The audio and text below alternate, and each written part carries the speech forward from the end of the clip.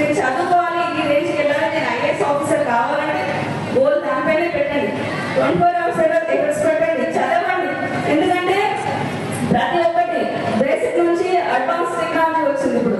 అప్పట్లో మేము నైట్ అంతా చదివితే కానీ నేను రేపు ఎగ్జామ్ ఎలా వస్తుందో, పేపర్ ఎలా వస్తుందో ఆ టఫ్ని మేము క్యాచ్ చేయగలుగుతాను, ఆన్సర్స్ నేను రాయగలుగుతాను కాదు.